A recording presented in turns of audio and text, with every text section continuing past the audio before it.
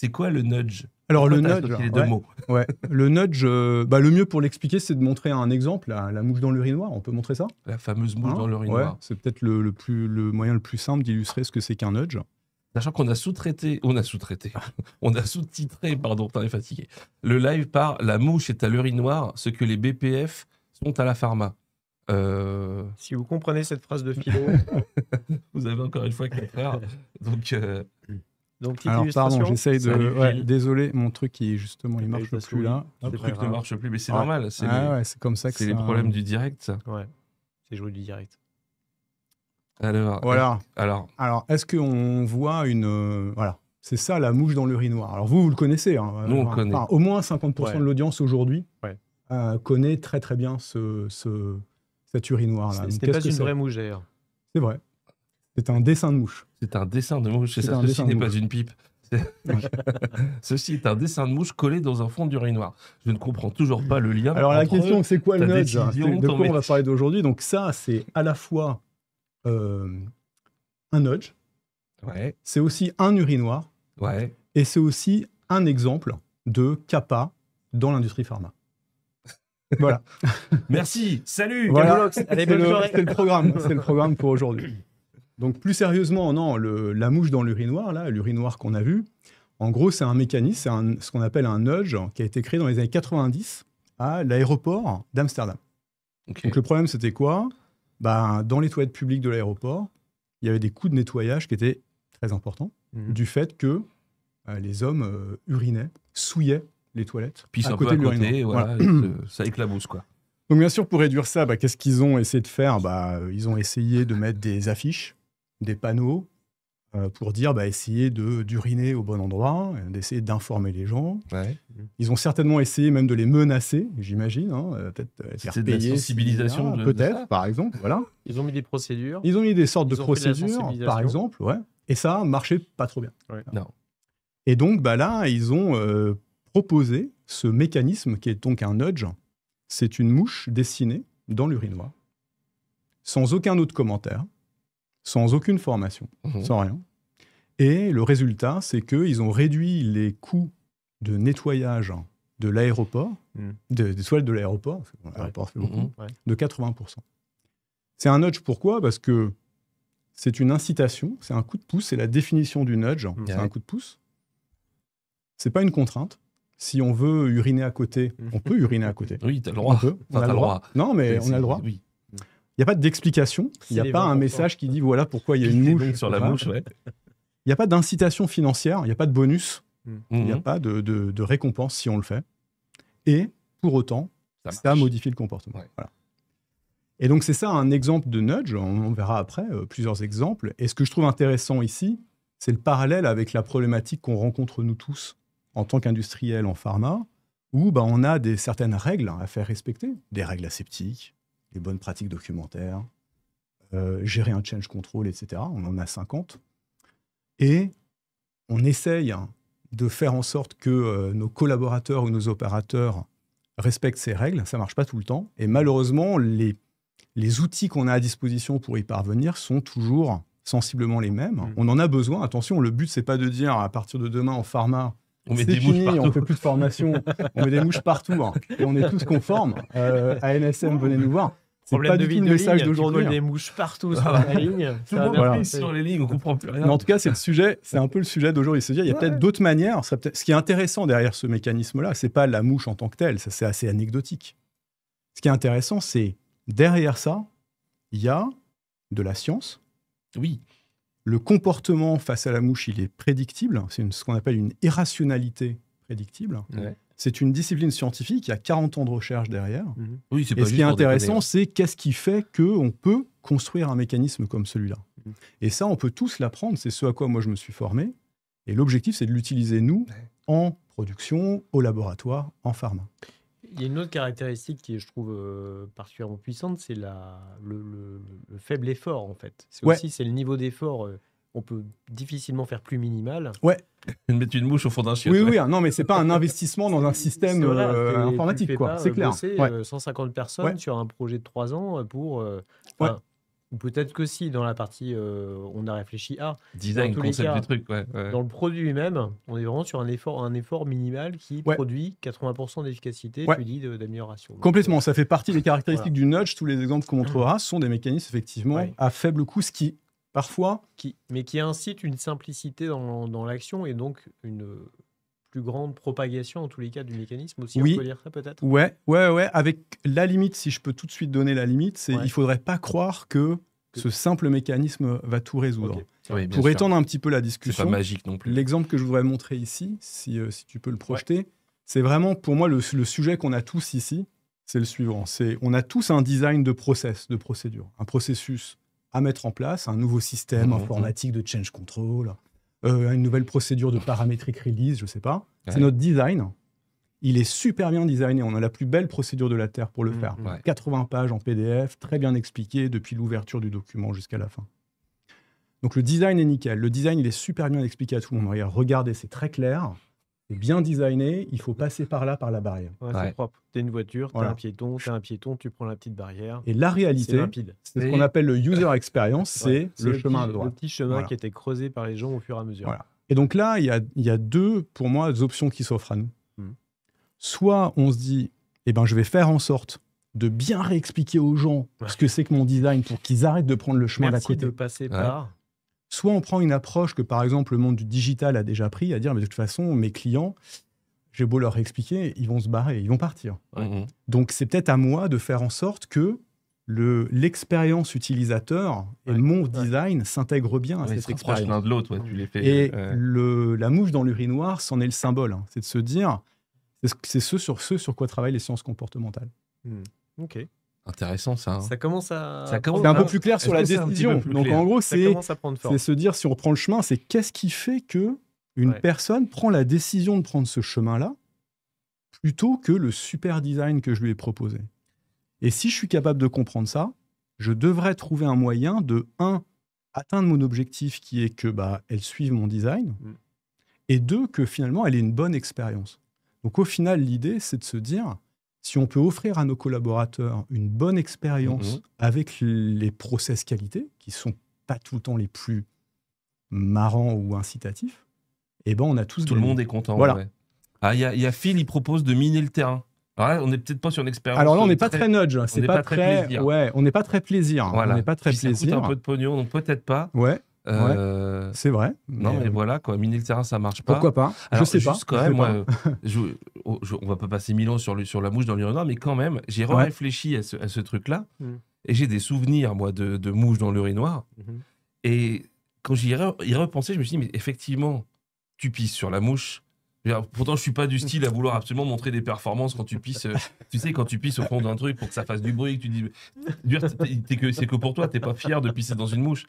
Et ce que je me suis surtout dit, c'est que j'ai des souvenirs avec différents taux d'alcoolémie, pour être clair, c'est-à-dire qu'avec une bière, 2 bières, 3 bières, ou même quand t'as un petit coup dans le nez, t'essayes quand même de pisser sur la mouche parce que tu pourrais dire.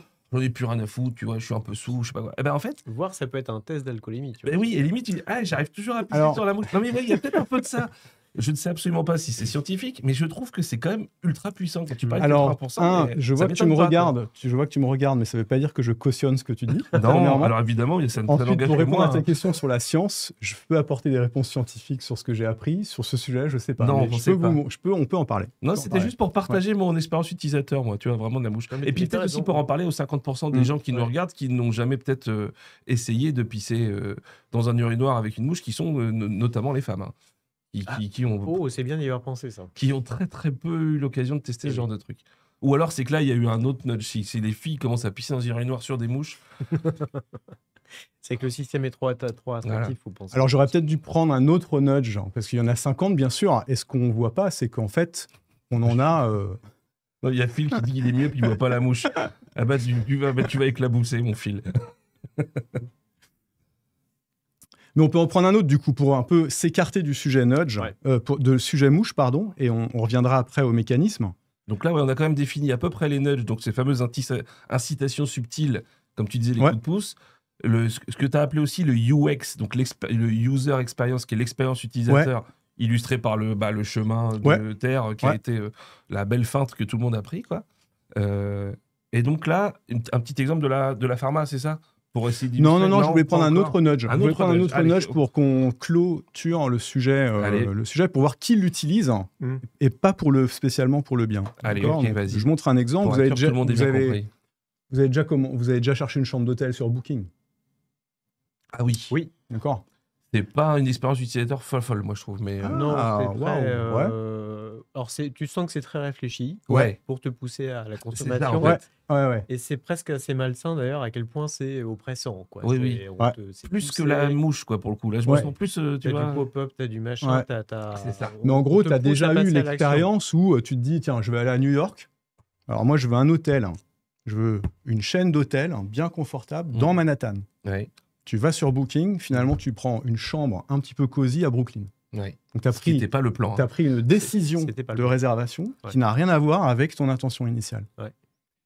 Ce que fait Booking, malheureusement, on n'est pas là pour le promouvoir, mais eux, ils ont intégré toutes ces méthodologies, notamment au travers de ce qu'on appelle le user experience et l'utilisation des nudges et du biais cognitif, où derrière cette page Booking, on a tous ces points-là qui sont des biais cognitifs. Voilà. Tous les trucs là, vous savez qu'il y a 40 personnes qui regardent en même temps que vous la même chambre. Et qui sont en train de réserver les dernières chambres. Allez vite, d'ailleurs. Ça, c'est scarcity, social proof. Réduction de X. Il n'y reste plus que 3 chambres disponibles, etc.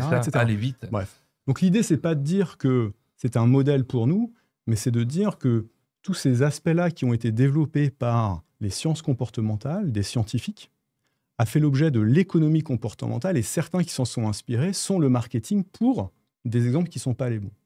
Moi, mon ambition ici, c'est plus de dire, ne le laissons pas que à Booking, essayons de le faire aussi pour les BPF, pour la pharma, pour nos patients, pour que on respecte les bonnes règles en ayant une bonne expérience et en se faisant influencer pour le bien. Voilà. Dans un but de bien. Dans un but de bien. C'est l'objectif. Et Tourniculeur qui nous demande si on met 2 mouches, est-ce que ça marche mieux? J'aime bien aussi. On va revenir à quelques autres exemples si vous voulez. Mais pour moi, ce qui est intéressant, pour nous tous, je pense, en tout cas, moi, ce qui m'intéresse là-dedans, c'est le mécanisme derrière tout ça. C'est vraiment quel est l'algorithme, en gros, pas l'algorithme au sens algorithmique, mais vraiment la méthode qui fait qu'on arrive à proposer une mouche dans un urinoir ou ce genre de point pour encourager les gens à respecter ça. Et donc, pour le comprendre, en fait, dans l'innovation que j'avais menée, déjà, on avait fait une étude parce qu'on avait ras-le-bol. Donc, pour un petit peu rassurer un petit peu tout le monde, en gros, je vais rentrer directement. Enfin, en gros, ce que je voulais vous dire, c'est on travaillait sur une problématique de dossier de l'eau bon du premier coup, où on n'arrivait pas à faire descendre ce right first time bon du premier coup, d'accord ?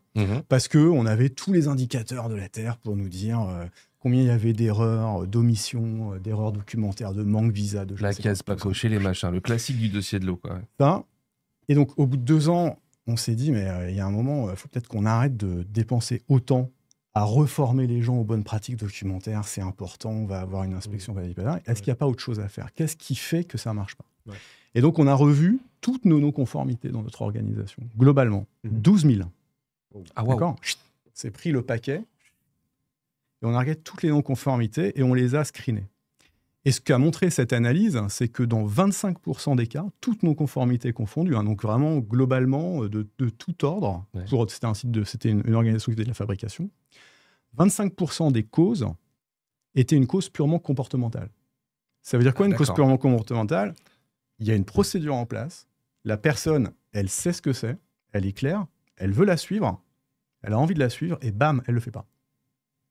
25% de tous nos problèmes étaient un cas comme celui-là.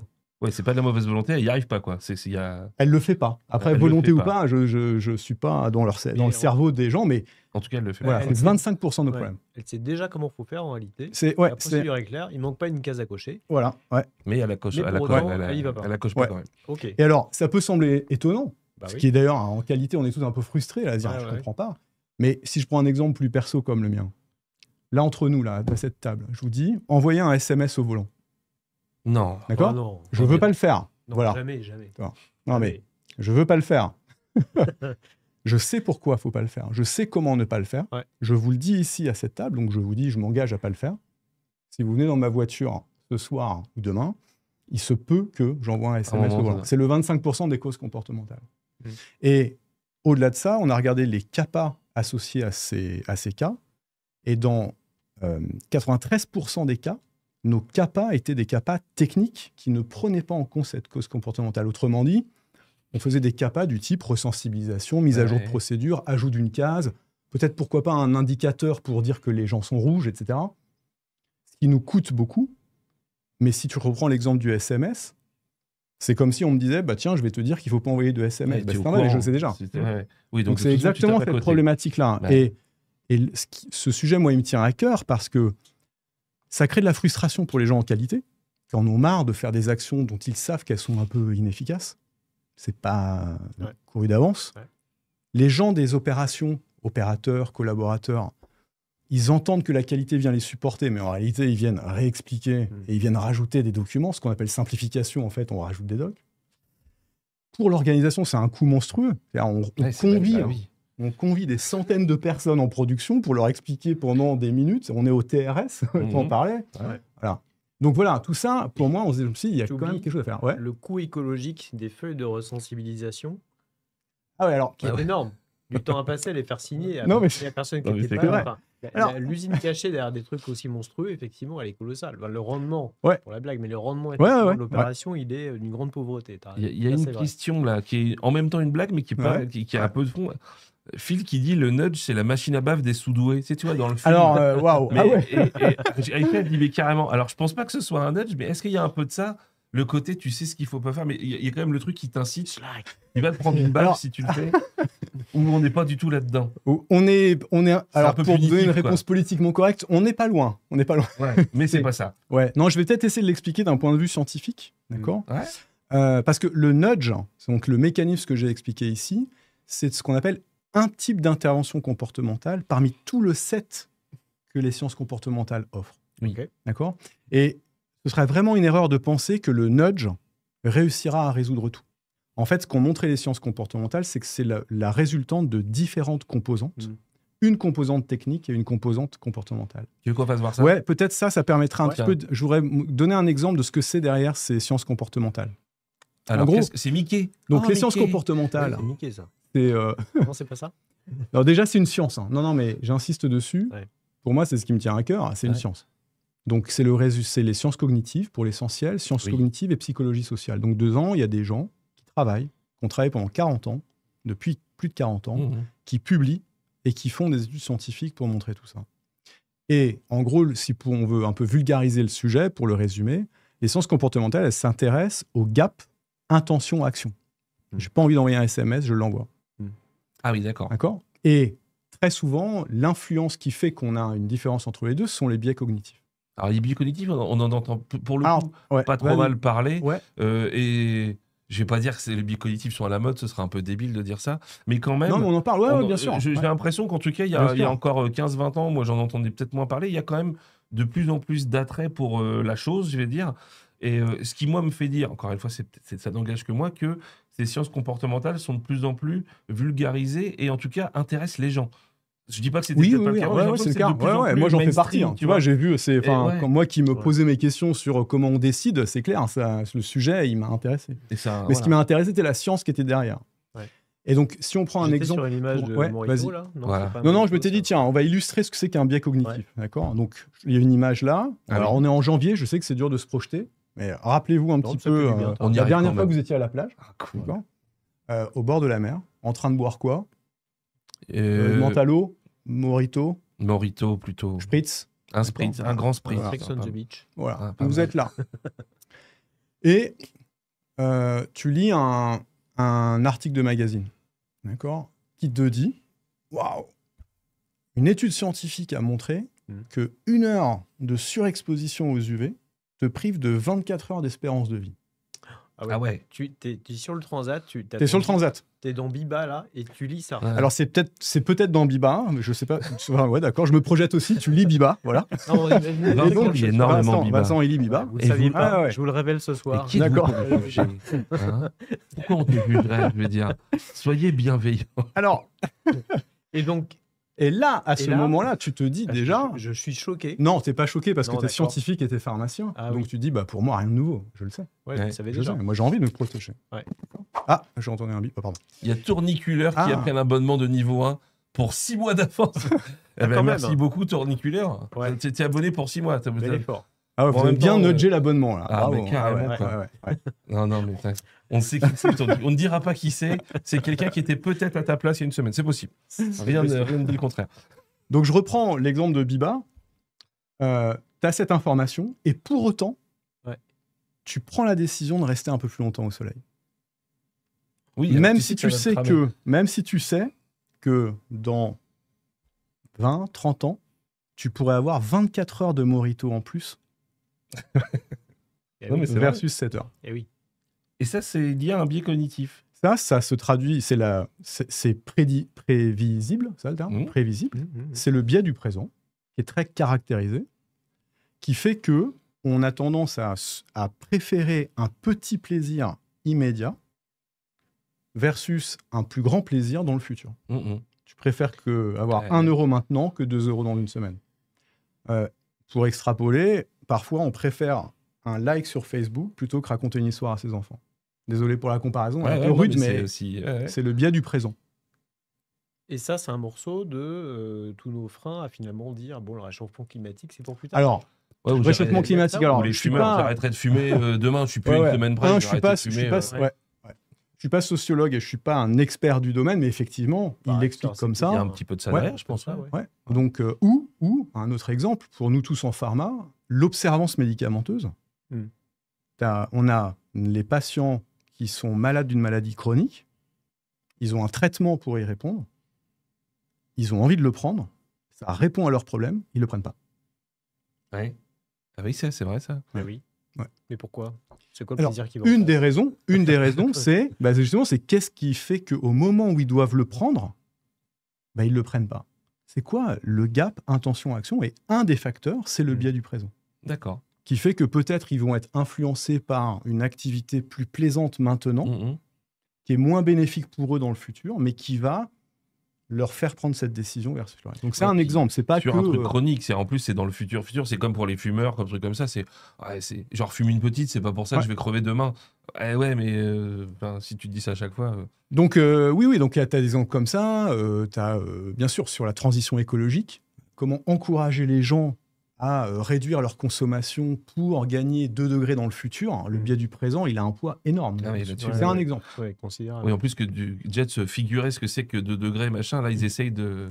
C'était marrant, il y avait un type qui expliquait ça, alors c'est juste de digresse d'une seconde, mais qui expliquait, c'était un Jean Covici ou quelque chose dans ce style-là, qui était de dire, un des enjeux principaux de ce truc-là, c'est d'arriver à figurer auprès des gens ce que ça veut dire 2 degrés, ce que ça veut dire 1 tonne de CO2, parce que pour l'instant... Tu sais ce que c'est qu'un kilo de pommes de terre, tu sais ce que c'est que 19 degrés dans ton salon, mais 2 degrés de réchauffement au global, ou alors 1 tonne de CO2, tu sais pas le comparer à quoi que ce soit. Alors que 1 mètre, 1 litre, 1 kilo, tu sais à peu près, c'est des unités de grandeur qui sont pas encore rentrées dans notre vie de tous les jours, et que le moment où on arrivera à vraiment les illustrer, à les imaginer, ça sera sans doute un vrai effet. Quoi. Alors j'ai un exemple. C'est que tu sais même pas à quoi ça ressemble en fait. La menace qu'on te donne, tu sais même pas lui donner une forme. Oui, là en plus, elle est en plus pas tangible. C'est plus intangible, donc oui, c'est difficile. Là j'ai une image, si tu veux la montrer, qui peut illustrer, sera un nudge parmi d'autres, qui est très simple à comprendre, celui qui est en haut à gauche. Tu vois, le papier, là, si tu veux un nudge pour encourager à consommer moins de papier, à la sortie des toilettes, là, j'imagine, c'est justement de rendre plus saillant l'impact de l'utilisation du papier sur la forêt amazonienne. Donc, c'est typiquement une manière, au moment où on prend la décision de se dire allez, je vais en prendre 4-5, d'avoir, à ce moment-là, justement, l'impact de ça pour aller un peu en opposition à ta décision de le faire. C'est un autre exemple de nudge, on pourra revenir dessus.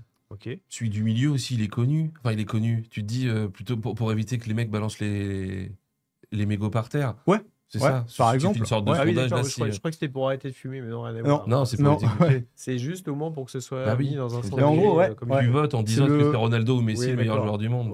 Ok. Donc, mais si on reste sur l'exemple de Biba,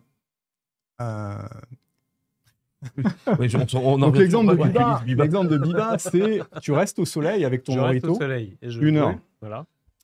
Là, à ce moment-là, tu te sens dans un état pas très confortable, mentalement. où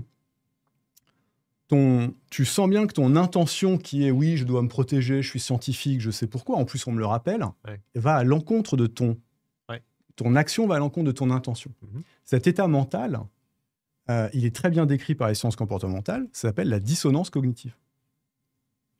On est en dissonance, d'accord, où tu prends les résolutions. Là, on doit être le 22 janvier. Normalement, on a tous mis fin à nos résolutions. On les a tous oubliées.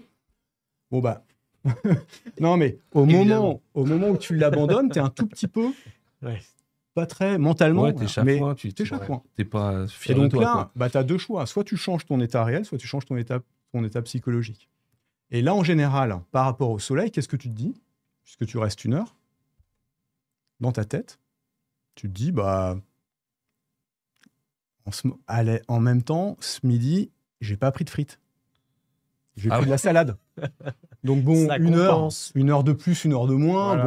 Voilà. C'est la rationalisation. C'est la rationalisation. Alors là, vraiment, on a un expert en sciences comportementales qui nous parle. Aïcha, bravo. Qui a reconnu la rationalisation. Donc la rationalisation aussi. Alors toi qui es devant Biba, tu vas te dire quoi? Parce qu'en plus, toi, t'as mangé des frites. Tu t'en faut une autre. J'avais prévu de prendre 3 mojitos, je vais en prendre que 2. Allez, pas mal. Non, mais pas mal. Ouais, non, mais où tu peux dire, en même temps, je suis pas fumeur. Je suis pas fumeur. Je suis fumeur. Attends, je suis pas fumeur non plus. Je suis pas fumeur, j'ai de la marge. J'ai de la marge. Bah ouais, t'es large. Ou pour aussi étendre le sujet encore plus largement, les scientifiques, il y a à boire et à manger quand même. Ah ouais, là, dans les études scientifiques. Ça part en complotiste. Non, mais c'est le mec. C'est écrit sur Internet, c'est pas forcément vrai. Moi, j'ai vu un autre truc d'une influenceuse. Elle n'est pas d'accord avec cette analyse de Biba. Et elle s'inscrit en faux. C'est vrai. Donc voilà, ça c'est la rationalisation. Par exemple. Et là, on se rend compte que tu regardes Biba et les influenceuses. Donc, t'as changé, toi, quand même. Ouais, donc Aïcha, elle a trouvé le truc. C'est vraiment, voilà, on va rationaliser notre divergence de choix pour re-rentrer en consonance, si on peut s'exprimer ainsi. Et ce mécanisme-là, c'est pas des concepts. Ça a été décrit, documenté. C'est ce qu'on appelle j'essaie de traduire, l'irrationalité prévisible. On est capable de décrire tout ça presque à l'avance. Alors, voilà. Ça, c'est Et donc tu vas me faire un lien avec le RFT du dossier de l'eau. Bah, bien sûr. Déjà, la personne qui a l'intention de suivre la règle qualité, de mettre sa charlotte ou de se laver les mains, au moment où elle va devoir se laver les mains, elle se retrouve en compétition avec plein d'autres intentions.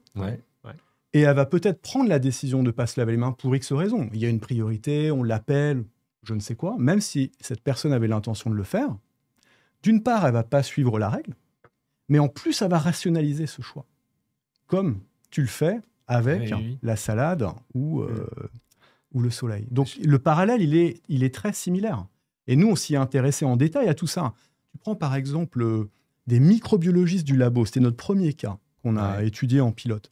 Ils sont microbiologistes. Dans leur ADN, ils savent ce que c'est qu'un germe. Il n'y a pas besoin de leur dire que sur les mains, il y a des germes. Ils sont sachants sur le truc. Ils savent comment ça marche. Et ils ou elles prennent la décision de ne pas le faire. Et nous, on a répliqué de nombreuses études qui ont été faites, même sur les médecins, le personnel hospitalier, qui avaient aussi cette tendance, dans certains cas, à ne pas respecter ces règles.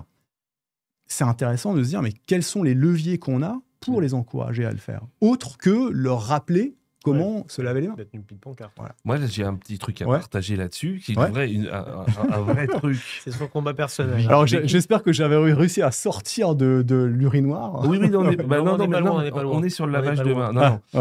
C'est un de mes combats personnels. J'en ai même déjà parlé en live, je crois, il y a quelques mois, il me semble. Oui, c'est un de tes combats personnels. Du lavage de mains, voilà. Et ben cette rationalisation, c'est-à-dire que les gens, là, on pourrait se dire, à la limite, pas vu, pas pris, je le fais pas, je me donne à moi une excuse. Mais voilà, là, j'ai été jusqu'à, entre guillemets, demander à des gens vraiment qui ne s'étaient pas lavé la main. Je leur ai pas dit c'est pas bien. Je leur ai dit pourquoi vous n'êtes pas lavé les mains. Et il y a eu un moment donné où plusieurs opérateurs sont venus pour qu'on en discute. Alors j'étais content. Je me suis dit, je saisis le problème. Il a créé un groupe de discussion. Mais vraiment, j'ai créé un groupe de discussion. Conférence de presse mardi soir. On en parle. Et donc, tu vois qu'il y a des leaders d'opinion un peu qui vont là. Et alors, il y en a une, donc sa rationalisation, c'était de dire, mais de toute façon, pourquoi je me lave pas les mains? Pourquoi on se lave pas les mains? Parce qu'on arrive dans une zone où, de toute façon, les mecs, ils nettoient pas suffisamment les poignées de porte, etc. Donc, de toute façon, en gros, je vais me les ressalir après. C'est-à-dire que ils ont, tu vois, c'était vraiment et les gens disaient mais t'as raison. Et on l'a déjà dit au manager. Et c'est ça, et on leur a déjà dit il faut arrêter les machins. Tu sais. Et donc en gros ça sous-entendait le jour où il nettoie en plus les poignées de porte, peut-être que je me laverai les mains. Là, Ce qui est absolument faux, je pense. Mais en tout cas, il rationalisait ce truc-là comme ça. C'était bien implanté comme ça quand même. Et c'était, tu dis waouh. C'est que ça s'enracine aussi une rationalisation. C'est fou. Quoi. Oui. Alors, ça s'entretient, tu quoi. crées des croyances quand même qui doivent être assez profondes et quand même qui après à bouger, c'est une autre histoire. Moi, ce qui m'intéresse, c'est de collecter de la data sur ce comportement utilisateur pour ne pas rentrer dans des schémas, justement, dire mais ils n'ont pas la volonté, parfois on dit ouais, les gens, ils n'ont pas de ownership ou je ne sais pas quoi. Je ne sais pas ce que ça veut dire. Moi, ce qui m'intéresse, c'est d'apporter de la data pour dire voilà les points de barrière à l'utilisation d'un comportement et voilà ce qu'on doit mettre en place comme action. Donc ça, c'est le sujet. C'est le sujet. Alors, si vous voulez, je vous montre un autre biais pour un peu illustrer. J'ai un sondage là, je ne sais pas combien on est, d'accord ? On le tente. On est autour de 4 millions. Allez, bon alors sur les 4 millions, on va essayer de faire on aurait pu le digitaliser, mais... Donc là, la question, c'est, rappelez-vous ce matin ou la semaine dernière, pour ceux qui conduisent, la dernière fois que vous avez conduit. Vous vous remettez en situation ce matin. C'était il n'y a pas bien longtemps. Ouais. Et vous vous auto-évaluez en tant que conducteur. Ah oui, ça c'est un exemple de Olivier Siboni que je t'ai cité tout à l'heure. Ouais. Et donc là, vous notez dans un coin votre réponse. Soit vous dites, moi, grosso modo, je suis un bon conducteur et en plus, je suis plutôt dans les meilleurs, les 25%, là, où je suis le premier quart de la population. Ouais. Réponse A. Vous dites, je suis meilleur que les autres, mais bon, quand même, je ne suis pas dans le top. Réponse B. C, vous êtes moins bon que tous les gens autour de vous. Là. Vous vous souvenez ce matin, là, les fous qui conduisaient autour. Mais pas non plus dans les gros... Pas non plus les pires des pires des pires. chauffards de déglingo. Et D, alors là, voilà, vous êtes parmi les plus mauvais, 25%. Voilà. Donc, recueil des réponses, alors, déjà autour de la table. Quelle réponse ? Quel est ton niveau de conducteur ? A, B, C ou D ? Combien de D ? Pour être honnête, non, je suis C, moi. Ouais, ok. Dans le chat, là, on peut voir est-ce qu'on peut digitaliser la réponse au sondage ou pas ? Répondez les gens dans le chat. Ouais. Est-ce que vous dites A, B, C ou D ? Comme ça, alors en même temps, Fred Artelli, il revient du Paris-Dakar. Bon, il était non, lui, il est hors... Aïcha et C. Agnès, t'es B, ok. Ah, ça me permet de voir qui c'est. Donc, C, B, A, B. Il n'y a pas beaucoup de D. Non. Alors, je finis le tour. D, on n'en a pas. C, qui est C là-dedans ? A+, Tony Fuller, A+. B, on a du B ou pas ? Christophe ? Moi, je me serais mis B ou C. Je me serais mis B', moi. B, moi, je me mets B. DelQA, il est A aussi. Ouais. Il y a du B, Alexandre. Ouais. Et du A, qui est-ce qu'on a en A ? Ah, il y en a pas mal. Vincent, non ? Ouais. 1, 2, 3, Regarde, 4. là, on en a au moins 4 ou 5 de A sur... Ouais. Alors, on on fait une petite stat. Ouais. Donc, en gros, on a quoi ? 4A, DB, on en a 2, 3, 4 et... Plus moi. 5. Ouais. Toi, t'avais dit quoi ? Moi, j'ai dit B. On va dire B aussi. B ou C, mais je vais dire B. T'es plutôt 6. Allez, on est à 60... 1, 2, 3, 3. On a 65-70%. 65-70% au-dessus de la moyenne. Oui. D'accord, largement. Ouais. Aucun dans les 25%. Oui, donc statistiquement, ça n'existe pas. Non, il y a plusieurs explications à ça. C'est pas possible. Si. Il peut y avoir un biais qui fait qu'un auditeur de QP Pharma, par définition, est un bon conducteur. Mais ça doit être le cas, d'ailleurs. Ça peut être ça. C'est en fait, il se trouve que le Twitch attire les bons conducteurs. C'est une vraie corrélation. D'accord ? Ouais. C'est possible. Et c'est peu probable quand même. Ouais. Certainement. Mais bon, ce qui est intéressant, c'est que si tu poses la question à un groupe de profs, est-ce que vous êtes parmi les meilleurs ou parmi les plus mauvais, tu auras le même taux. Oui, ça marche. Tu t'attends à avoir 25, 25, 25 en répartition. En réalité, tout le monde est bon. Tu poses la même question à des docteurs. Tu poses la même question. Alors, le jour du mariage de 2 personnes qui se marient, est-ce que votre couple durera jusqu'à la fin de vos jours ? Ah oui. T'as 100% de réponses qui disent oui. C'est une question bien pour alors que c'est le jour du mariage. J'encourage personne à le faire. Je vais jamais faire. Dans un bon mood, quoi. Complètement hypothétique comme exemple. J'encourage personne à le faire. Mais en tout cas, rationnellement, tu sais que il y a peut-être 50% de chances pour que ton couple finisse par un divorce, mais 100% des gens répondent que c'est juste la traduction d'un biais qui s'appelle le biais de surconfiance. Je renvoie au change control ou aux dates des CAPA. D'accord ? Oui. Qui fait que tu dis, ce CAPA, là, tu pourras me le faire pour quand ? Le 31 de ce mois, quoi. Évidemment. Surconfiance. Je suis large, j'ai le temps, voilà. j'ai que ça à foutre. Easy. 31-12. 31-12, ça va bien se passer. Donc, bon, c'est... Cette situation ressemble Non, mais on vit tout ça. alors, non, mais pour faire le lien avec les médecins sur le lavage de mains, une des raisons aussi de ça, c'est le biais de surconfiance sur ta surconfiance à ta vulnérabilité. Ah, ta vulnérabilité, je crois que c'est tu te dis. Alors, je vous donne un autre exemple que vous avez peut-être déjà vécu. Le port du masque. Oui. Pendant le Covid, Ah bon, quand c'était encore un peu ouvert. À un moment, on l'a Tu vécu. vas à un dîner. Tu te dis, c'est encore un peu borderline, je porte mon masque. D'accord ? Ouais. Tu arrives au dîner, tout le monde porte son masque, tu gardes ton masque. Ouais. Tu arrives au dîner, personne porte ton masque, tu l'enlèves. Oui, tu vas pas être le seul troufion à garder ton masque. Ouais. Alors, il y a deux biais là. Il y a le biais de normes sociales qui fait que tu fais comme les autres. Ouais. Mais il y a aussi le biais de surconfiance qui fait que tu vas dire ouais, non, mais c'est bon, allez, ça me pue, le en fait. Covid, je vais pas me faire contaminer. C'est juste, c'est les mêmes, quoi. C'est les mêmes. Je veux juste insister sur le fait que c'est pas juste des concepts. Ça a été documenté, hein. Ça a été décrit. Oui, c'est clair. Et donc, bon, maintenant qu'on a compris ce que c'est qu'un biais et comment on réagissait, en gros, le biais, pour résumer, c'est aussi puissant qu'une illusion d'optique. Regarde, si tu peux montrer mon image. Ouais, vas-y. J'ai une question très bête juste avant. Est-ce que tu as des biais plus puissants que d'autres ? Pareil, tout aussi Je sais pas. statistiquement. Ah ouais. Je sais pas. Genre, est-ce que le biais, comment tu as dit, Alors, le biais de la norme sociale. La norme sociale. Est-ce que la norme sociale, c'est particulièrement plus puissant que je sais pas. biais de surconfiance au dit ou quelque part, je vais quand même, comme tu as l'exemple du masque que tu as donné. Je sais pas. Ce que je sais, c'est qu'on a des biais qui sont beaucoup plus mentionnés que d'autres. Alors, est-ce que ça veut dire qu'ils sont plus puissants ? Je sais pas, mais c'est clair que biais du présent, biais de normes sociales et biais de surconfiance, c'est pour ça que je les cite là, c'est ceux qui sont quand même les plus prégnants ou les plus communs. Après, est-ce qu'ils sont plus puissants ? Je sais pas. Et combien de biais identifiés ?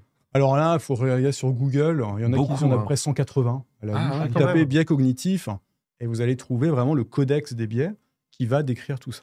Et quand je dis décrire, c'est vraiment, en gros, ça a été répliqué. Ils font des études. C'est ça qui est intéressant dans la démarche, c'est se dire on est capable de le prédire.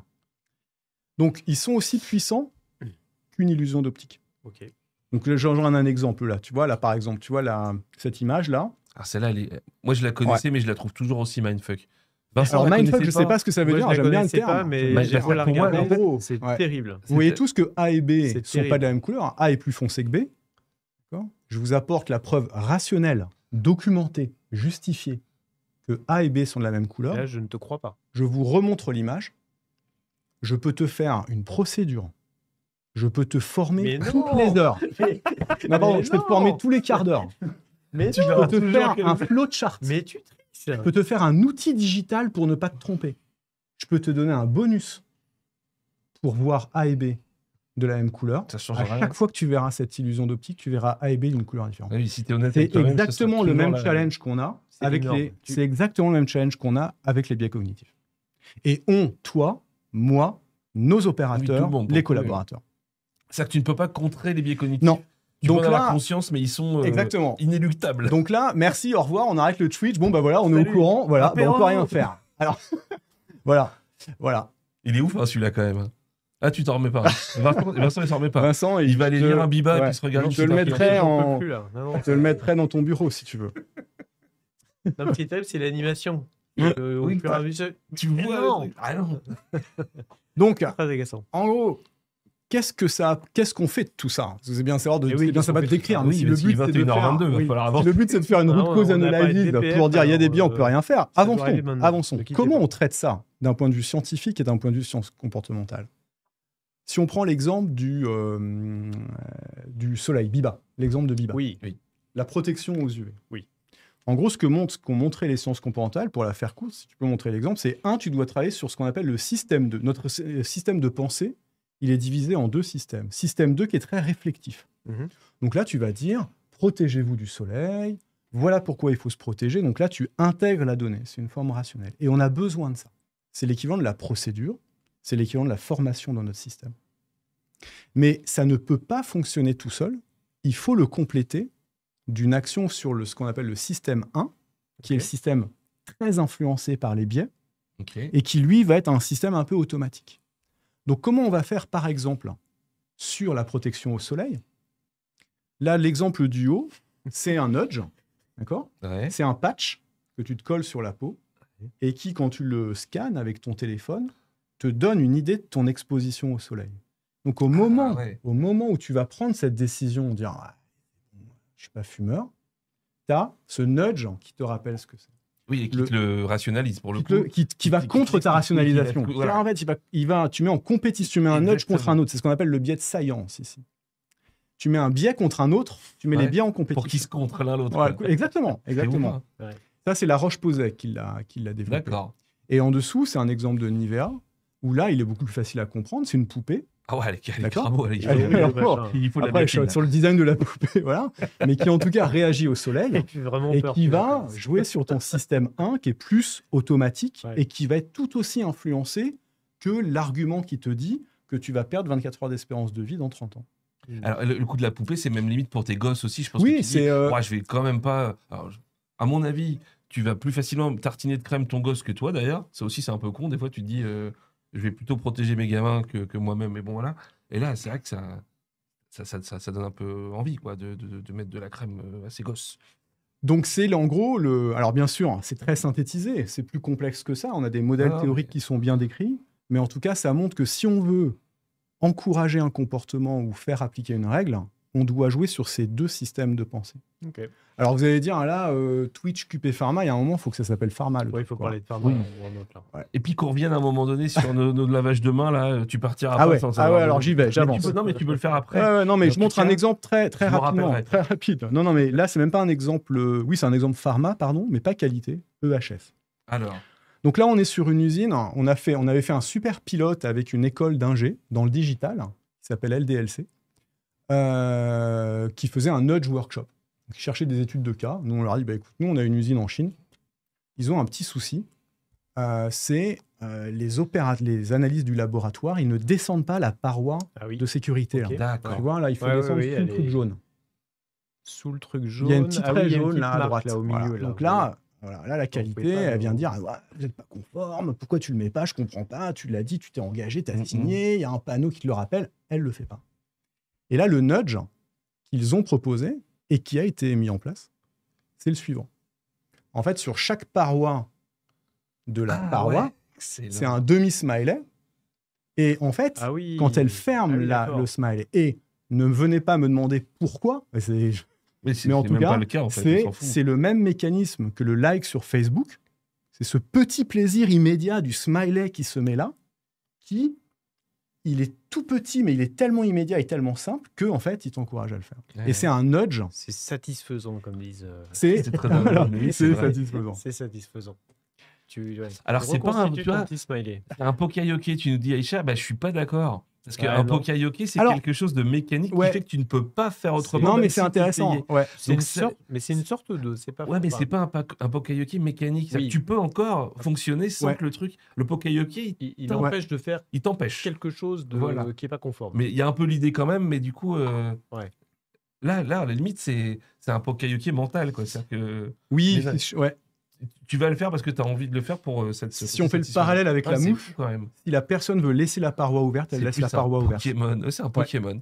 Pokémon smiley. Ouais. Mais non, Alors attention, encore une fois, c'est pas comme la mouche, il faudrait pas croire que à partir de maintenant, dans nos boîtes pharma, on arrête les formations, on arrête les procédures, on met des smileys partout. Malheureusement...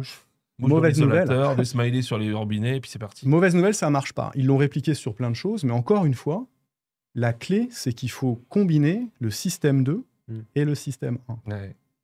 Et ceux qui essayent de le faire, il y a un terme qui est utilisé par les gens qui font de l'économie comportementale, ça s'appelle les sludges. Les sludges que vous voyez, c'est par exemple quand tu es à l'hôtel, c'est pour encourager à ce que les serviettes, 75%, savez-vous que 75% des clients ne mettent pas leurs serviettes à nettoyer. Ah oui, tu la laisses sur le truc et ils te la nettoient pas. Donc là, eux, ils essayent. C'est une forme de nudge, mais manipulatoire, en l'occurrence, qui tend à utiliser le biais de normes sociales, on fait comme tous les autres, pour te le faire. Mais c'est un sludge, parce que ça repose sur rien. Donc, c'est... Donc voilà, il y a des cas comme ça. Malheureusement, c'est pas aussi simple. C'est intéressant. Ça l'est. Non, mais... Lavage des mains. Alors... Qu'est-ce que tu veux faire avec le lavage des mains là-dessus, toi? Je sais pas, justement. Moi, lavage de mains. Je le mets comme ça. Aidez-moi. C'est un vrai cas BPF. Voilà. Il faut laver ses mains. C'est important. Les gens ne le font pas. Ouais. Comment est-ce qu'on pourrait adresser ça? Alors, lavage de main, déjà, il faut comprendre pourquoi ils ne le font pas. Et ce serait trop tentant de se dire « je vais mettre un mécanisme nudge pour les encourager ».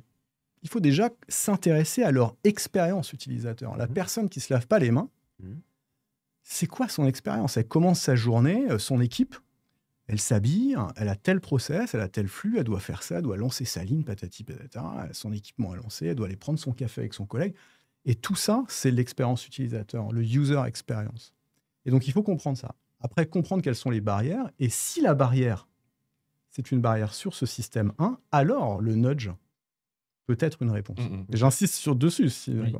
Donc, j'ai un exemple là où vraiment, là, on avait un laboratoire microbio où le cas qu'on a identifié, c'était que vraiment, c'était ça le problème. Donc là, j'ai des exemples de nudge à vous montrer, si vous voulez, sur le lavage des mains. Alors, mon cheval de bataille.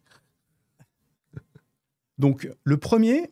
Alors, je vous montre ici qu'est-ce qu'il y a sur le truc. Donc, ce qu'il y a là, c'est des exemples de la vie quotidienne que vous connaissez certainement tous. Le premier, est-ce que tu vois ce que c'est? Ça te rappelle quelque chose? Ça devrait vous rappeler tous quelque chose, celui en haut à gauche. Ta conso EDF par rapport à tes voisins. Exactement. Ouais. Par rapport à des maisons similaires à la tienne. C'est ça, exactement. Voilà. Donc là, c'est un nudge qui permettait de répondre en gros à la problématique de comment encourager les citoyens à consommer moins d'électricité. Après leur avoir dit, voilà combien ça vous coûte, ça marche pas. Après leur avoir dit, ça va sauver la planète, ça marche pas. Après leur avoir dit, pour vos enfants, peut-être que c'est bien, ça marche, etc. Ils font quand même des trucs assez puissants à la base. Oui, là, en gros, sauver les gosses et tout. Ils sont balèques. Donc là, c'est un nudge. C'est un nudge qui utilise le biais de normes sociales, qui fait que, et encore une fois, je ne suis pas dans la tête des gens, mais les études ont montré que en montrant ta consommation et en disant juste pour info, c'est pas un métrix, c'est pas un métrix c'est qualité. Pas un indicateur qualité qu'il faut pour info. Avec une target. Pour info. Tu fais ce que tu veux avec cette info. Personne n'est au courant. T'en fais ce que tu veux, mais sache que tu consommes 20% de plus que ton voisin. Et tu diminues de 9% la consommation d'électricité. Plus que si tu dis ça va sauver les gosses. Non mais oui. Ça paraît carrément débile. Non mais on n'est pas là pour juger qui que ce soit. Non, mais c'est marrant quand même. Voilà. Ah ouais. Et alors, non mais là on le voit sur l'EDF, mais vous tapez-le, cherchez-le. T'as 1 million d'exemples. Le challenge de la surprescription d'antibiotiques dans un hôpital. Ah, bah ça, c'est un beau sujet, ça. C'est un beau sujet. Ah oui. D'un médecin à un autre. La même étude, dans leur système équivalent de SAP, tous les mois, tu donnes à chaque médecin le même truc. Tu dis ta consommation, ta prescription d'antibiotiques, c'est celle-là. La moyenne de l'hôpital, c'est celle-là. Et tu es toujours un peu au-dessus. Et tu le fais diminuer de la même manière. C'est ouf. C'est incroyable. Alors que pour le là, ils savent que c'est pas automatique, que les virales, ça sert à rien, blablabla. C'est fou, hein. Juste, je voulais revenir sur Alexandra Montluçon qui... C'est là, tu vois qu'on a peut-être des très bons conducteurs, mais on a aussi des gens qui sont des gros saboteurs, qui proposent de tartiner la poignée de porte d'un truc dégueulasse. Le mec, il soit obligé de se laver les mains parce qu'il a les mains, c'est carrément dégueulasse. Pourquoi pas? Pourquoi pas? Je pense qu'on n'est pas dans le net. Alexandra Montluçon. Je sais pas. Non, mais sans déconner, tu sais que j'y ai pensé. Enfin, pas ça, hein. Mais je me suis dit à un moment donné, quand j'ai des mecs qui se tartinent, je me dis, mais... Et s'ils avaient vraiment les mains dégueulasses, est-ce que ce serait pas la solution? Oui, bah non, quand même. Et que le mec, il peut même pas aller bosser parce que ses mains sont dégueu. Donc, mais tu peux pas expliquer aux gens, il faut limiter la biocharge et puis leur tartiner les mains. Alexandra Montluçon qui est microbiologiste, on le rappelle. C'est bon. On a une caution scientifique. Non, vous avez compris mon attachement à la démarche scientifique. Carrément. Non, mais c'est génial. Ah, le name and shame. Ah, tiens, le name and shame. Qu'est-ce que t'en penses du name and shame? Peut-être c'est pas du nudge, mais... Alors, pas du nudge. Name and shame... C'est-à-dire je pense que ça n'est pas du nudge. C'est un mécanisme, c'est certainement une intervention comportementale. Mais ça n'est pas un nudge. Si on prend vraiment la définition du nudge, c'est un système. C'est un coup de pouce. Coup de pouce incitatif. Oui, là, incitatif, là, il y a... Là, c'est violent. Là. C'est pas incitatif. Il n'y a aucun impact. Il n'y a aucun impact direct sur le nudge. Du nudge, pardon. On le fait ou on ne le fait pas. Que là, oui, c'est quand même... Name and shame. Mais en revanche, je suis persuadé que c'est un mécanisme utilisé. C'est ce que... Ça pousse à la décision. En fait, le nudge, exactement. Le nudge, là, on s'intéresse au nudge parce qu'il est un peu anecdotique, drôle. mais il fait partie d'un set d'interventions Oui, ce que je disais tout à l'heure, c'est tout ça. qui est utilisé par ces gens qui font des sciences comportementales et aujourd'hui l'économie comportementale. Donc bien sûr, je montrerai un exemple, ceux qui s'en sont emparés, c'est le digital, c'est les politiques. Le premier à avoir une nudge unit, c'était Obama. Ah, il avait une nudge bien unit, sûr. carrément. Comment tu encourages tes citoyens à mettre de l'argent de côté pour leur retraite ou pour leur santé dans le futur, alors que cette même somme, ils peuvent l'utiliser immédiatement pour boire des coups ou aller au Acheter des restaurant. burgers. Non, mais- machin. Non, mais donc C'est grave. les premiers à s'en être emparés, c'était vraiment Obama avec sa nudge unit, puis Cameron, et aujourd'hui, je ne sais pas si vous connaissez l'acronyme, la DITP, la Direction interministérielle de la transformation publique. Nope. C'est une direction interministérielle, justement, qui travaille un petit peu, parfois on parle de modernisation de la politique administrative. C'est ceux qui travaillent là-dessus. Ils utilisent le même algorithme. C'est la même chose. Mmh. D'accord ? Alors pourquoi je parlais de ça ? Ah oui, un autre truc. Donc on avait fait le lavage de main, pardon. Ah, tu voulais un Et lavage de main. On n'a pas du tout suivi le conducteur. On est dans Lu- Si, on n'est pas Ludo, il loin. va nous... Non, mais Ah ouais Ludo, il va nous Ah ouais détester. On n'a pas du tout suivi les 3 parties, là. On est pas mal là, Je non ? sais On pas est quand comment même- le montage... Ouais. Ah si, pour moi on y est. C'est vrai ? Ah bah tu vois. Ah parce que- ouais, pour moi, on y est. On y est. Si. Non, on est en plein dans les BPF, là. Je vous montre un autre qu'on avait pris. Alors, en gros, je vous montre les exemples là et comment on l'a transcrit ensuite dans un laboratoire. Ouais. Le deuxième exemple, qui est Je le mets. l'image du milieu, Ouais. c'est juste une étude dans un hôpital, enfin dans des hôpitaux, parce que c'était répliqué des millions de fois. C'est l'influence du message sur les posters ou sur les panneaux. En gros, tu prends une population de contrôle dans un hôpital, tu mets juste un message « lavez-vous les mains », c'est le contrôle. Ouais. Impact quasiment zéro. Donc, une population. Deuxième ok. message, dans 3 autres hôpitaux ou dans 3 autres salles, lavez-vous les mains, ça vous permettra de vous protéger des contaminations. Donc tu rajoutes le bénéfice pour la personne. Mhm. Tu augmentes de 10%. C'est Tu fais bien. un troisième population de contrôle, un troisième hôpital, lavez-vous les mains pour protéger vos patients des contaminations. Et là, tu augmentes de 30% le taux de réussite, juste en changeant le sens du message. Ouais. C'est-à-dire que l'homme est généreux quand même. Il a Oui, plus c'est envie que- de non, mais protéger les autres que de se protéger C'est toujours lui-même. une quoi. petite affichette dans les deux cas. C'est juste Donc, dans tous les cas, ce qui change, c'est le la message. façon dont c'est C'est vrai, formulé, Oui. c'est pas Oui, pareil. et c'est pas dans le détail pourquoi il faut se laver les mains, blablabla. Non. C'est Non. Ouais. lavez-vous les mains, vous protégez un peu les autres. Mm. C'est le sens. C'est Oui, la question c'est le sur le sens qu'il y a sens. là. C'est la question sur l'impact, sur ils appellent ça l'immediate reward. Je sais pas comment le traduire, le La reward récompense, immédiat, la récompense immédiate. Ouais. La récompense immédiate. Ce qui est intéressant, il n'y a rien d'extraordinaire là-dedans. Ce qui est intéressant, c'est que c'est hyper prédictible et reproductible. On est capable de le mesurer, on est capable de l'identifier et de le démontrer. C'est ça qui est intéressant. Mmh. Sinon, on se doute bien qu'un message où on dit protéger, Ouais. c'est d'ailleurs utilisé sur le vaccin pour le Covid. La campagne de pub, c'était Oui. vaccinez-vous pour protéger vos proches. Ouais, Ouais, c'est normal. C'est vrai. Ah ouais. Mais voilà. Et le dernier que je montre, enfin je vous l'avais montré tout à l'heure, c'est la forêt amazonienne. Bah ouais, ouais. Donc là, on est à 10 000 lieues de ta problématique du lavage des mains. Non, alors par Ah, contre, ouais. sur le lavage des mains, je Ouais, suis ouais, désolé, ouais. j'insiste lourdement, mais Non. tout à l'heure, tu disais que... Non, ah non, mais... Traumatisé. Non, mais tu disais, par exemple, le biais de normes sociales pouvait être utilisé dans le cas de notre lavage de mains avec les fameux selfies. Ah oui, alors Ouais. Benjamin, ça pour justement le C'était mécanisme aussi, qu'on a mis en place, là, l'exemple que je voulais vous montrer, c'est l'arbre à selfie. L'arbre à selfie, voilà. Pour reprendre Voilà, c'est- l'exemple de la facture d'électricité, on a Ouais. fait en gros un nudge workshop. Quoi, hein. On a dit, est-ce qu'on peut pas s'inspirer de ce que les autres ont fait, puisque ça marche, dans notre monde. Ouais.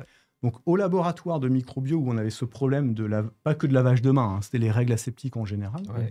où on avait démontré que c'était vraiment un problème de ce qu'on appelle l'automatic decision, puisque les microbiologistes, c'est des microbiologistes, c'est pas la peine de leur Ils dire savent. ce que c'est qu'un germe. Ils savent. D'accord. On avait notamment mis aussi un point dans l'expérience utilisateur avec le flux. D'accord. Mais ça, c'est une action technique, c'est du lean, quoi. Hein. Tu mets juste à Ouais. l'endroit. Donc là, on a fait l'arbre à selfie. L'arbre à selfie, c'est quoi? C'est un poster d'arbre collé au laboratoire sur le mur.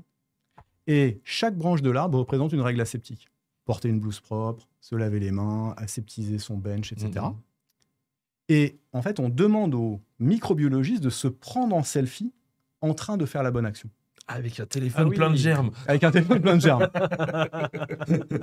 Voilà, bonne idée. Ah non, je suis désolé. Ah, Non, mais c'est bien, j'ai vu qu'il y avait une microbiologiste Juste là, pour on la va se faire, on va se faire, On va se faire défoncer. défoncer. Ouais. Tiens, j'en profite pour dire bonjour à Bailly et Arnaud qui nous disent bonsoir, qui viennent de nous rejoindre. Bienvenue à vous. Bonsoir. Et donc, qu'est-ce que ça donne ce fameux arbre à selfie? L'arbre à selfie, ça donne l'image qui est là si tu veux la voir. Ouais. Et surtout, ça donne un biais de normes sociales. C'est-à-dire n'importe qui, un nouvel arrivant qui arrive au laboratoire, la norme sociale, c'est tout le monde respecte ces règles. Oui, il la visualise parce qu'il a des gens qui la respectent. Ouais. Donc c'est vraiment... Ah, ils font ça aussi. Non, et puis surtout, là, on avait identifié qu'une des barrières à ça, c'était que toutes les formations qui étaient données, où le message venait du corporate ou des consultants. Ouais. Et donc, c'est le biais du messager. Hein. Tu sais que tu es plus influencé par tes amis pour arrêter de fumer que par une campagne gouvernementale. Ouais, c'est juste la même chose ici. Ouais. Donc là, c'est des vrais gens du labo.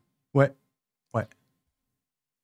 Et quand je reviens à tes leaders d'opinion là, qui disaient non, c'est pas... si demain ils se prenaient en selfie en train de se laver... un arbre à selfie avec tes leaders d'opinion qui se lavent les mains... Ah, ça fera tache d'huile, c'est sûr. Alors... Enfin, c'est sûr, non, j'en sais rien en fait, pourquoi pas. C'est pas tout ou rien, mais ça peut être une piste. C'est hyper contextuel. On l'a fait dans 3 usines différentes. Ouais. L'usine que je vous montre ici, c'était vraiment ce problème d'automatic decision. Une autre usine, on a mis en lumière que c'était un problème de formation. Donc, il fallait faire de la formation. Et une autre usine, c'était un problème complètement différent, c'était du flux. C'est ce que tu disais tout à l'heure. Il faut connaître le contexte et savoir pourquoi à la base. C'est pas juste un truc magique, tu le mets en place, c'est plug and play. C'est contextuel. D'une observation. Une observation. Il y a un vrai diag en fait à faire. Exactement. Il y a un user experience diagnostic qui est fait. Et en fait, on réussit à rendre tangible avec de la data, de l'observation, ce qui parfois est complètement intangible. Quand on dit mais il y en a marre, ils sont responsables de rien, il y en a marre, ils n'ont pas de ownership, etc. Qui prend le dessus aussi dans ces moments-là. Ouais. Ah oui, le HS, là, Aïcha, tu sais, le miroir avec le premier acteur, c'est vous, ou alors qui est le responsable de votre sécurité? Ouais, je pense que c'est et c'est un miroir en fait pour dire c'est toi qui es responsable. Ouais, j'imagine. Et si on disait qui est le responsable de la sécurité des autres et de vos collaborateurs aussi, peut-être que tu dis, ça répète encore plus de trucs. Si on reprend l'exemple. Mais bon.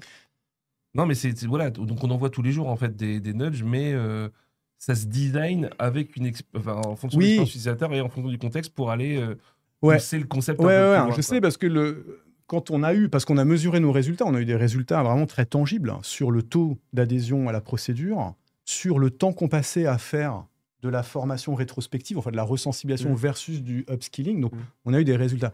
Et c'est vrai que la première demande qu'on nous a faite, c'est vas-y, mets-le dans tous les laboratoires. Et en fait, ça n'est pas aussi simple. Ouais. On a besoin de mesurer spécifiquement le user experience de ça.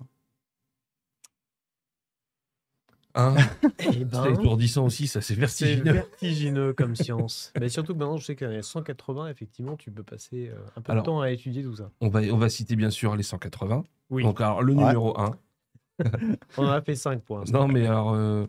Qu'est-ce que c'était? C'est quoi le nudge des sciences comportementales? Je pense qu'on en a parlé pas mal. Ouais. Il y a le UX là dont on n'a pas beaucoup parlé. Le user experience. Ah oui, on l'a un peu défini tout à l'heure, mais qu'est-ce que tu nous en dis de plus là-dessus? En gros, le concept du UX, le terme user experience, je ne sais pas trop d'où ça vient, mais j'imagine que ça vient du customer experience. Donc c'est vraiment la problématique d'essayer de...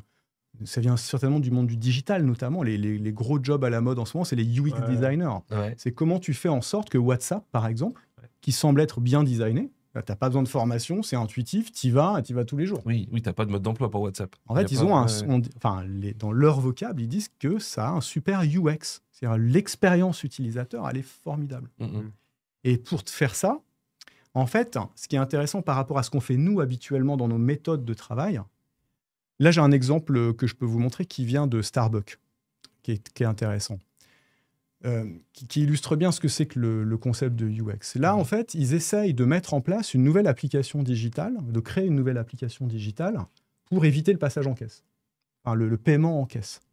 Ouais.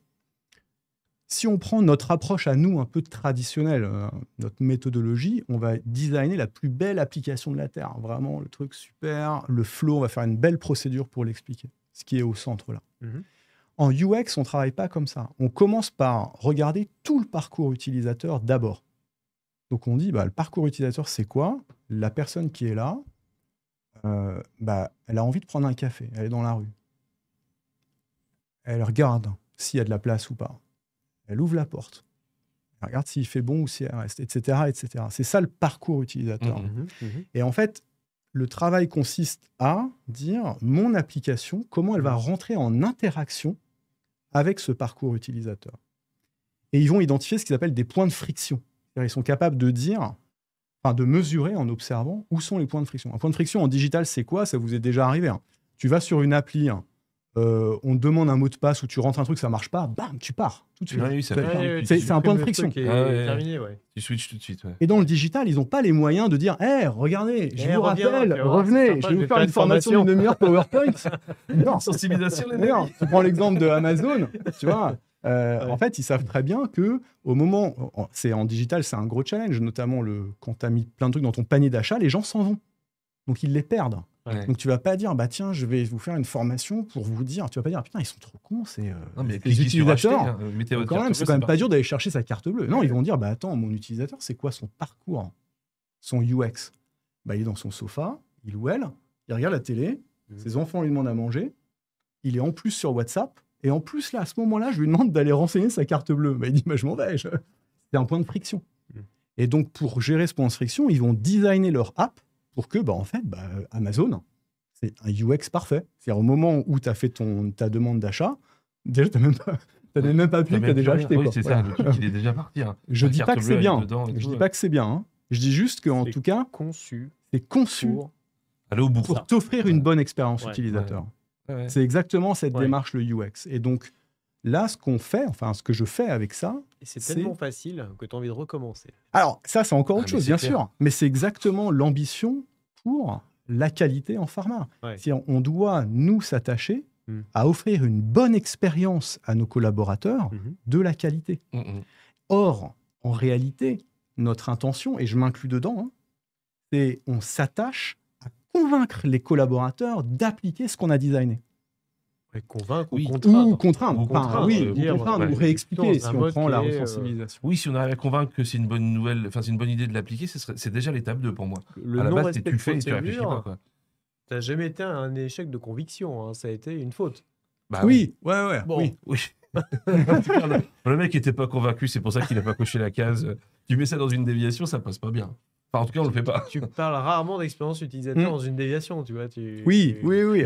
Alors, pardon. Je suis désolé. Dans les Ishikawa, il doit y avoir expérience utilisateur. Moi, c'est ce que je commence à faire justement avec ce UX Quality, qui a été, donc cette innovation qui a été incubée, qui a permis de montrer que peut-être que tout le temps, l'énergie, le coût qu'on passait à faire ces formations, il vaut peut-être mieux le passer à soit le faire 2 fois plus là où il faut, et ceux qui n'en ont pas besoin, on ne le fait pas, ou prendre un petit peu de temps à mesurer cette expérience utilisateur. Donc, on le fait.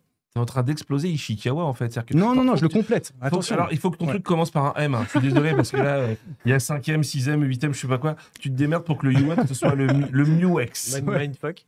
Le mindfuck. Mais non, mais quelque part, tu es en train de dire, il y a une autre branche à ton Ishikawa. L'arête de poisson devient une espèce d'anguille, au bout d'un moment, qui est lié potentiellement à l'expérience utilisateur, au comportement ou un truc comme ça. Oui et non. Qui complète la main-d'œuvre, peut-être. Alors, si je prends d'autres experts sur le Ishikawa, et c'est pas mon point, mais en tout cas, il y a beaucoup de gens qui travaillent dans ce qu'on appelle le HOP, notamment en safety. Ils appellent ça le Safety 2.0. Donc, le HOP, ça signifie Human and Organizational Performance. J'ai HIP, HOP dans la tête, je vois... en gros...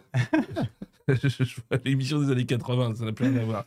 Non, mais pardon, pour reprendre ton point, eux, leur point de départ, c'est de dire... La méthode qui consiste à investiguer par le fil du 5 pourquoi ou du Ishikawa, elle est par nature inefficace.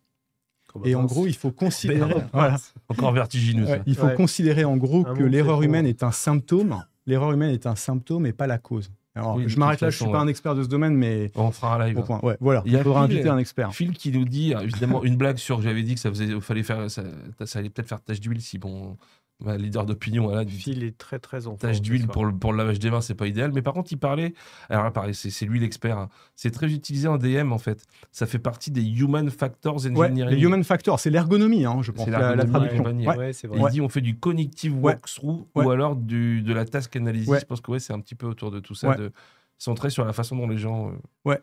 Je me suis rapproché des gens qui travaillent dans ce domaine. Ils ont un terme qui est l'usabilité ou la usability en tout cas.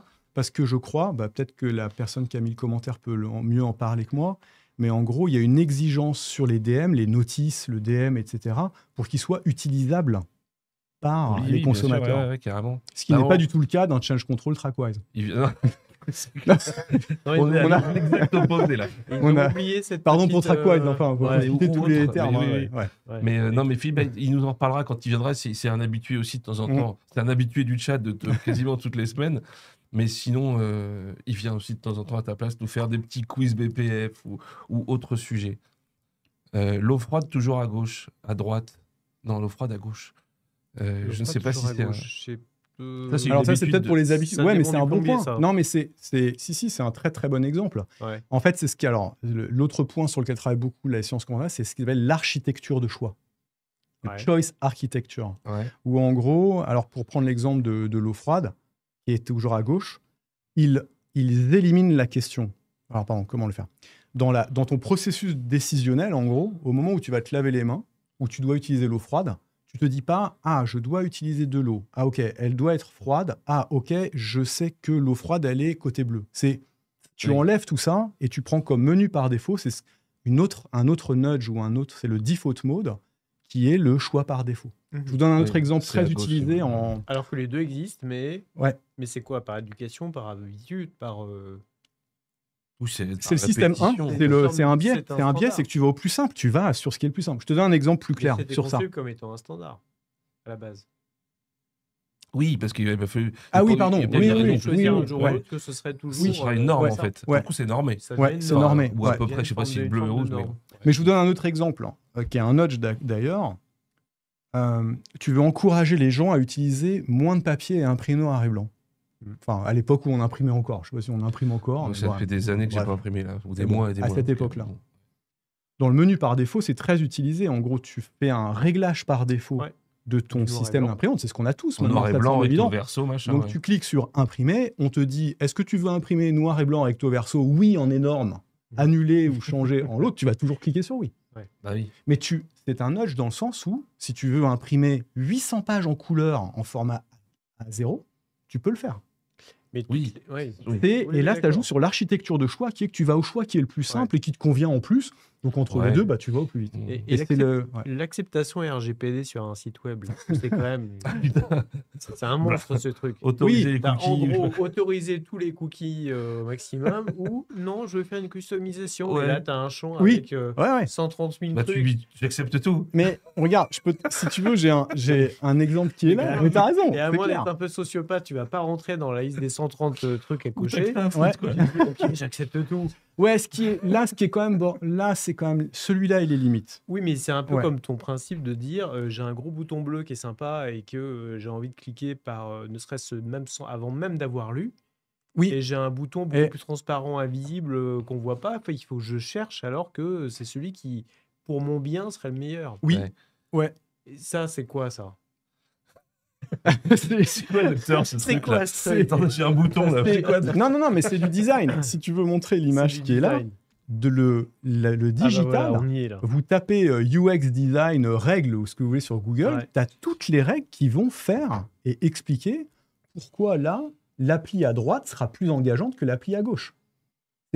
En fait, il y a pas besoin d'être. Je dis pas qu'il y a pas besoin d'être designer, mais on croit que c'est du design. Mais tout ça, ce sont des règles d'engagement des utilisateurs sur des applications où on sait et on peut prédire que pour un design A sera plus efficace qu'un design B.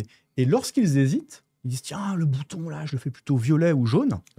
Toute la nuit, dans 50% de la planète, ils envoient un bouton jaune. Ils font du A/B testing. Dans 50% de la planète, ils envoient un bouton violet. Et ils regardent qui a le plus cliqué. Et ils disent c'est le choix, c'est de la UX research. Ah, waouh. C'est mindfuck aussi, ça. Non, mais si on fait le parallèle, avec les procédures, quand tu es un utilisateur d'une procédure, la première information que tu veux, si tu veux une procédure qui est user-centric, c'est l'information dont tu as besoin. C'est je veux cliquer sur ça. C'est quoi les premières choses qu'on offre la plupart du temps, je me permets pas de penser pour toute la fin, la liste des signataires. Le titre, la liste des signataires, parfois elle est mise à la fin. L'historique. Périmètre. Champ d'application, la responsabilité, champ de non-application, 4 pages. C'est-à-dire l'information dont tu as besoin, elle est page 6. Bon, alors, je parle même pas du fait que ce soit un PDF, tu vois. Mais non, mais même si c'est un PDF, même si on a ce format-là, il démarre déjà le contenu, il est quality system centric. C'est-à-dire, il a été designé pour l'assurance qualité, par l'assurance qualité. Et on se permet d'aller voir nos utilisateurs. Non, là, je comprends vraiment pas pourquoi vous appliquez pas la procédure. Pourtant, c'est tellement clairement écrit, page 14, et en annexe 5, page 237. Évidemment. C'est pas ça. Non, mais c'est l'anti-TikTok, quoi. C'est-à-dire que c'est l'exact opposé du truc. Ça te fait pas envie, je veux dire. C'est pour ça que pour moi, je suis, en gros, intéressé par ce sujet, d'une part passionné à titre perso, mais aussi parce que ça apporte beaucoup de valeur. Bah oui. C'est-à-dire, ça permet de faire du design efficace. Alors, attends, il y a une des caméras qui a chauffé. C'est possible. Ouais. Il reste plus que nous. C'est bon. Non, c'est bon. Ça marche. Ça marche. Ça marche. Ah bah oui, alors. J'en ai une qui marche plus, c'est pas grave. Mais c'est laquelle qui marche plus, alors Je pense que c'est celle-là. C'est la grand angle. C'est celle qu'on n'enregistre pas. Va comprendre, Charles. Je ne sais pas. C'est pas grave. C'est pas très grave. Ok. Ouais, c'est bien ça. C'est riche, hein. Tout à fait. Non, mais c'est intéressant. On voit tout de suite les applications. Alors en fait, on voit tout de suite le concept. Par contre, pour aller le mettre en œuvre comme ça, il va falloir qu'on te demande de l'aide peut-être des fois, quoi. Mais non, mais c'est simple entre guillemets. Le résultat, tu peux te dire ouais. Il faudrait passer du temps, mais effectivement, cette expérience utilisateur, c'est terrible à quel point tous nos systèmes qu'on utilise sont quand même à milieu de ça. C'est-à-dire, on n'est pas du tout. C'est quand même culturellement un peu une torture parfois, les formations ou les e-learning sur des systèmes qui te permettent de gérer ta GED, tes déviations, tes machins. Je veux dire, c'est pas très user-centric quand même si ça se veut quand même plutôt pas mal. Mais d'ailleurs, on dit c'est pas user-friendly, c'est-à-dire que c'est même pas amical pour l'utilisateur. Non, mais ça te repousse. C'est hyper intéressant comme commentaire, hein, parce que ça sous-entend qu'il suffit d'être friendly pour que ça marche. Alors que, en fait, derrière tout ça, tu as vraiment du design. Il faut être friendly, certainement, mais avant tout, il faut avoir quand même un process qui est effectivement usable, enfin de la usability, qui soit lean, qui soit simple à utiliser, et en plus user-friendly. Mais en fait, tout ça, c'est la même chose. On est très très loin de ça. Donc le nudge, tu vois, c'est pour ça que c'est intéressant de commencer par le nudge, mais ce qui est intéressant, c'est toutes ces dimensions-là combinées qui y parviennent. Et un design parfait, c'est celui qui a intégré toutes ces dimensions. Et ça semble un peu complexe comme ça, mais on l'a utilisé aujourd'hui. La méthode que j'ai développée avec ça, dans ce qui a été incubé, que j'appelle UX Quality, mon aspiration, en tout cas, c'est que dans 1 an, 10 ans ou 40 ans, je ne sais pas, on l'utilise de la même manière qu'on utilise un Ishikawa, une FMIA. Imaginez, à l'époque du Twitch, il y a 20 ans, vos prédécesseurs de QP Pharma, qui ont fait le premier Twitch sur Ishikawa. Mais on a été tous là à dire « Waouh, attends, Ishikawa, il y a un arbre, wow, FMIA, on multiplie des chiffres, et puis à la fin, on a un rouge et un vert. Comment on va faire ?» Et aujourd'hui, n'importe qui fait de l'Ishikawa. C'est la même chose. Pour moi, on est juste en train d'adopter dans nos pratiques en pharma des règles qui sont utilisées partout ailleurs. Enfin, en tout cas, c'est mon aspiration.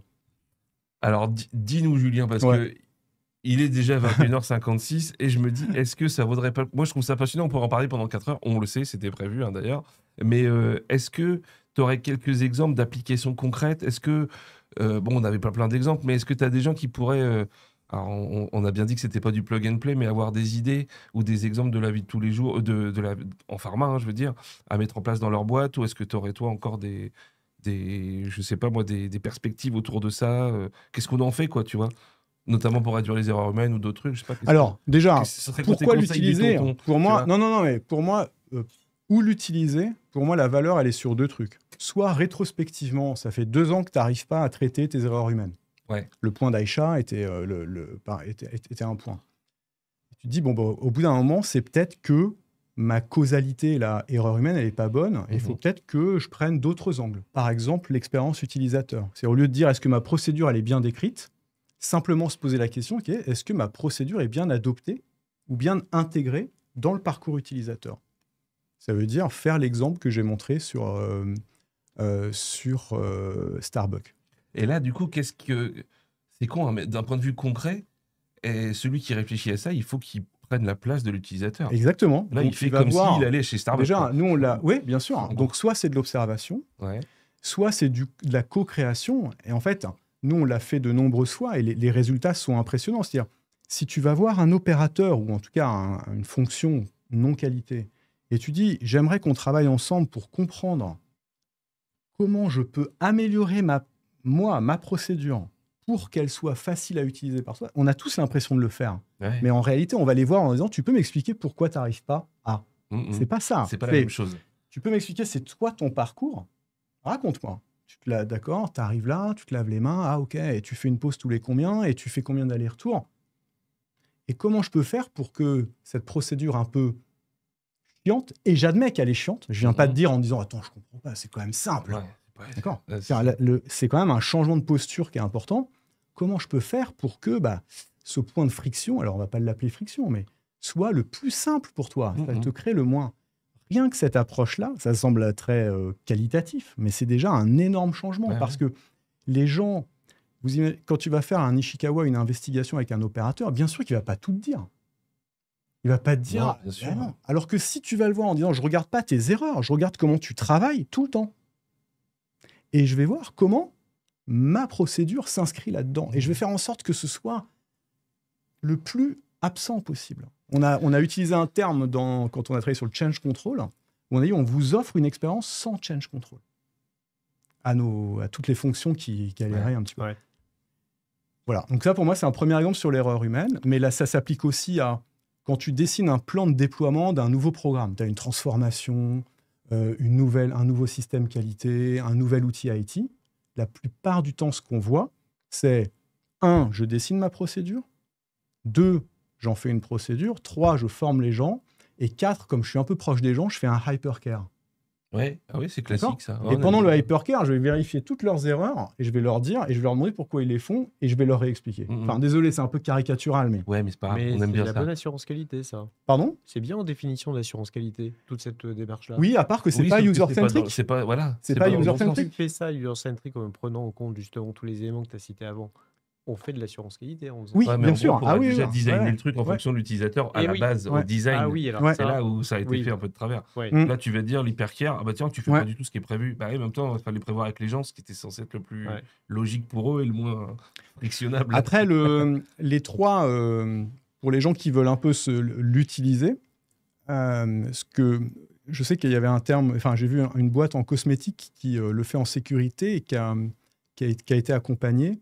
Moi, j'utilise la méthodologie COMB, c'est Capability, Opportunity, Motivation. Et en gros, le résumé qu'ils utilisaient, c'était savoir, pouvoir, vouloir. Donc, c'est très simple, mais en gros, c'est une manière de dire, avant même d'implémenter une procédure, ou pour comprendre pourquoi une procédure n'est pas suivie, au lieu de faire un 5M avec erreur humaine, où on tombe très vite sur erreur humaine, on se dit, quelle est ma faiblesse ou quelle est la faiblesse de mon process en termes de savoir? Est-ce que les gens savent l'utiliser? Qu'est-ce qu'ils savent vraiment? De quoi ils ont besoin? Donc sur le savoir. Un autre sur le pouvoir, c'est vraiment, est-ce qu'ils ont la capacité de le faire? Est-ce que le stylo, il est là? On leur demande d'enregistrer quelque chose dans le dossier de l'eau, mais ils peuvent le faire? Ou le temps qu'il est dans une autre salle, ils ne peuvent pas le faire? C'est le pouvoir. Et le vouloir, c'est celui sur la partie un peu motivationnelle. Donc essayer d'interroger les gens, dire est-ce que tu as vraiment envie de le faire ou pas?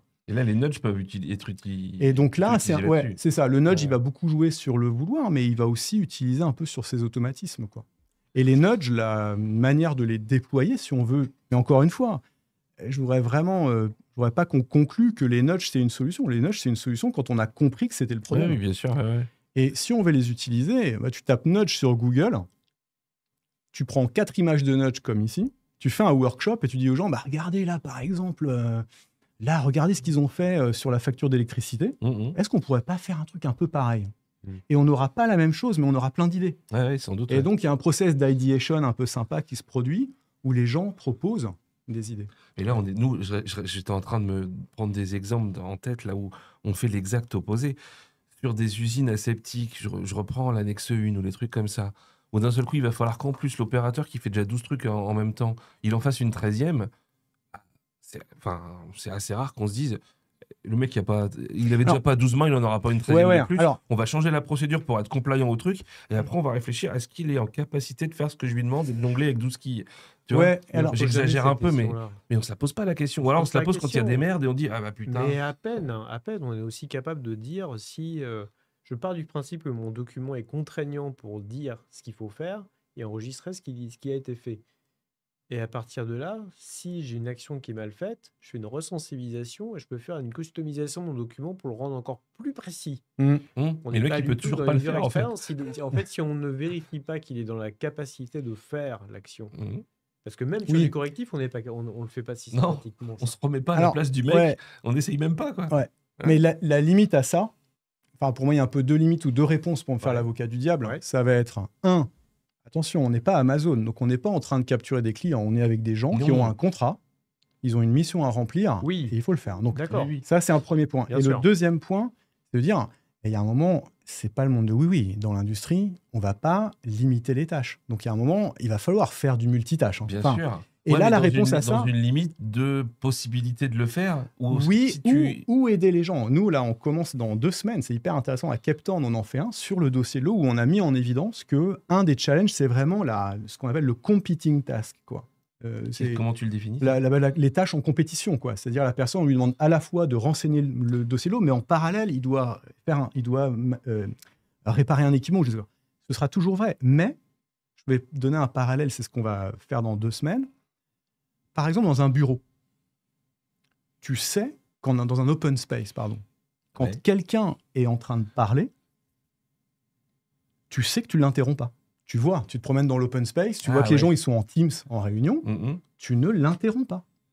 Ouais. Je veux dire par là que on peut mettre des sortes de règles, ou même quelqu'un qui écoute une réunion, c'est ce qu'ils ont. Enfin, il y avait un nudge comme ça où il est en réunion.